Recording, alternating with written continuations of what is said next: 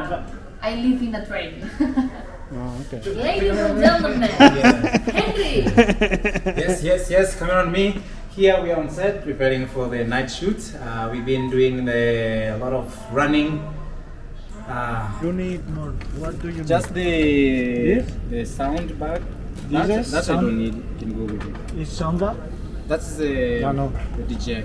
Before I shot this scene, if you have seen on my channel, I have a video where I say how to get cinematic low light with a C100 Mark II. I shot here before. I knew this location, how it looks like. I know the amount of lights that's available here. Even the day before I shot this, I went in the morning to do a bit of location scouting to really see how I'm gonna do the moves. So I have practicals here. My friend Pele gave me some LEDs. I wanna show you something. So this is the exit. She left. When she come back, she's using the same. So there was a edge here where I could bounce the LED on the floor to create a bit of ambience. Could have been weird to have just the headlight. So the tunnel is helping me again to create the viewer's attention towards to really point the eyes on the subject. Also the practicals, these tubes, the way they are positioned, is really nice. That's the reason why I picked this location. The way I shot it like from beginning, like from way here from beginning. It's a very long tunnel. So I really just let her work, do all the improvisation she wants to do. Because I knew for a fact that there will be moments, interesting moments on the scene that I prefer to use than others. And it's true, there are some moments when she's in the shadow, it's very dark, even the camera struggling. So in the editing, you see when she walks in the light, it's helping like to bring everything in and the camera really focus. But the minute she walks out of this light, I switch to behind, but I avoid a few frames and until she walks in this light, then I took this shot where she have a bit of light and the camera have settled the focus on her. If you can hear the sound of water, yes, there's water here. There's a dog always there. Even now, if I go back, I'll hear it. So I wanted to embrace all these sounds because they can like go with the story. I like this sound when she walks in the light. All this is just practical, and because the hall is so long, we can see a bit of some sparkling in her eyes, which helps a lot. And because at the end of the tunnel, there's a bit of light also. Otherwise, it looks creepy also, even though like this, there's not so much light on her face. And this, I learned a lot shooting this film because I learned that always headlights works better in the places like this. After doing this short film, this has been my gold achievement, is to learn that top lighting, like the way it looks as you can see now, looks way better than front lighting. Look, she's swallowing that saliva. I'm like, how did she do all these things? Amazing. It's so good to work with professional actors. And this particular shot, I had to go to do it again next day because the first time I did it, exactly the day that we were filming, the light was flickering a lot. The way this shot, this is more editing. We can hear the train coming. I could show her first reacting, doesn't make sense, but the way I just showed a bit the train, I don't know, it feels like it's gonna hit her, I don't know. The soundtrack of the train, everything, because I went the next day again, waited for the train for almost like 2 hours. I just want to get the shot and the sound. So I like the way she dodged, like as if she's dodging a bullet or something. And all this is practical. All this light you see here is practical. I didn't put any light. So this shot, I put a little light I had here. It was way darker than this. If I show you some shot, which I regret, I think I should have done earlier. So this, as you can see, we are behind her, but look how dark it is. I didn't put that little light that we see now. So, you know, when you are ready again, start to do the coverage, the dialogue, is when I realized, this look a bit dark. Of course, the audience cannot notice. You see the shot, I put a bit of light here. However, even after, this was before I put the talent in. After putting the talent in, I realized this wall, it was too dark. You will see in the dialogue how it looks. So I had to put another LED here. Also, I decided to shoot this way to establish the geography, the position where they are. I could just do a reverse from here when he comes in, like this one.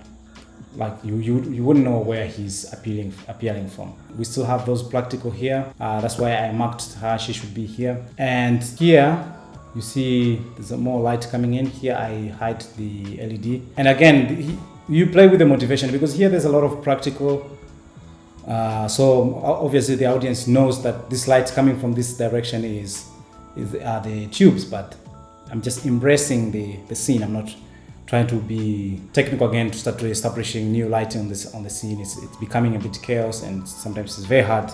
And I chose to put her more in the front of the screen. Like, she has left side of her, there's less space than behind, because I wanted to embrace this line of tubes that is behind her to create this element of, I don't know, like as a backlight. I decided to shoot handheld here to be flexible, because in the gimbal the scene is too smooth. It doesn't feel danger. It feels settled, like things are smooth. Also for him, like I did it intentionally to make it so loose, like very loose, like as if it's a kid holding the camera. So he has a bit of a backlight here. The LED is somewhere behind here. There's a wall here. It's helping to bounce a bit on his face. In this scene, like without music and sound effects, it's nothing.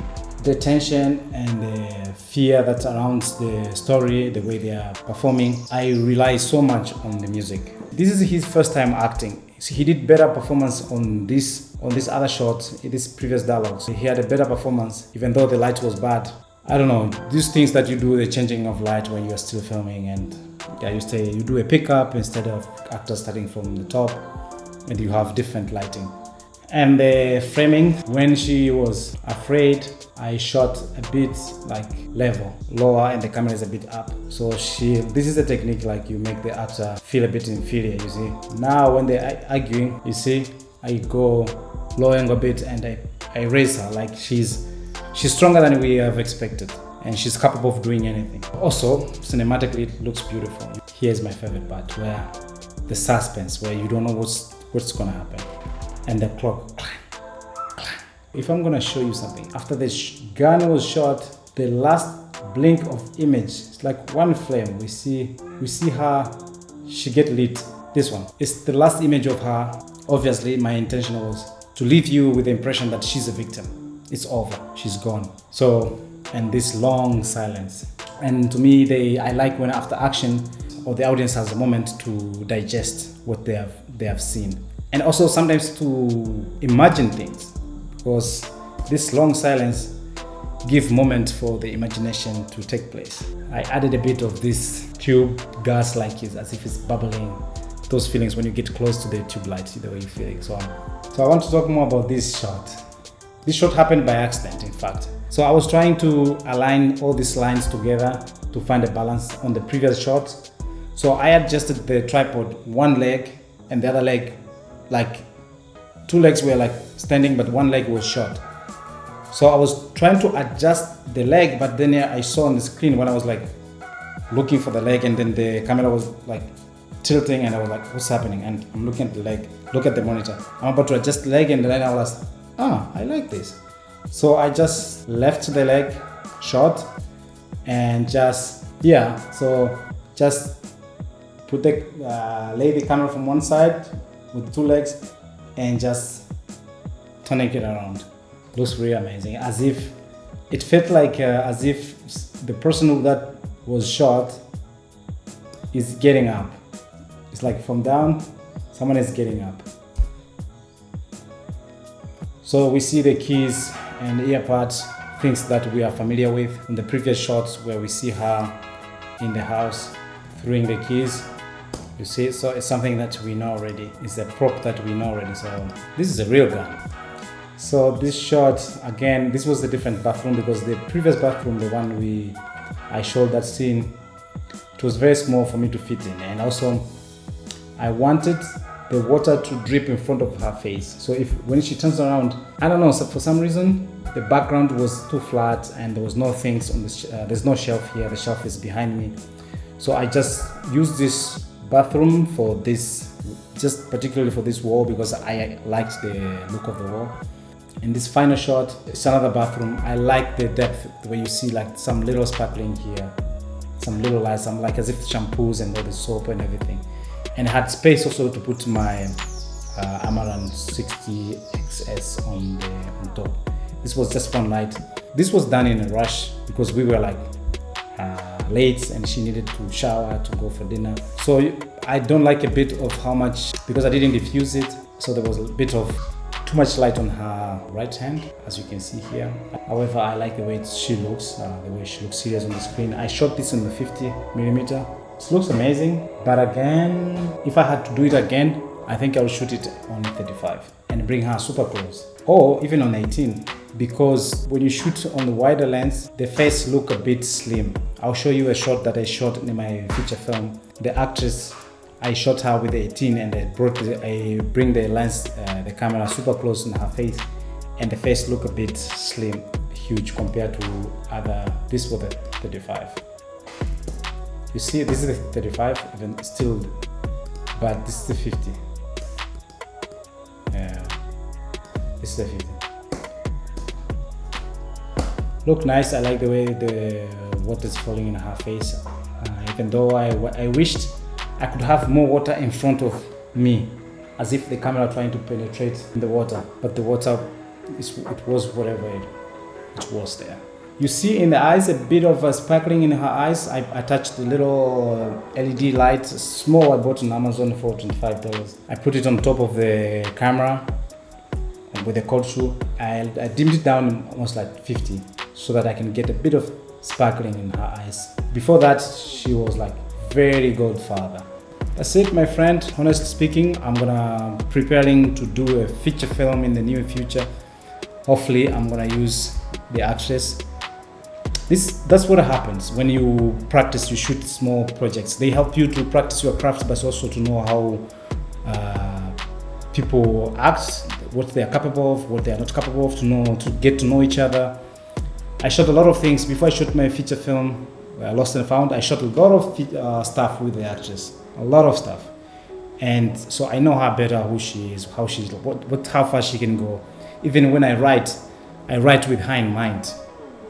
This sounds selfish, but that's how it works. And so yeah, so I'm gonna write a feature film in the near future, hopefully to produce it between Tanzania and Spain.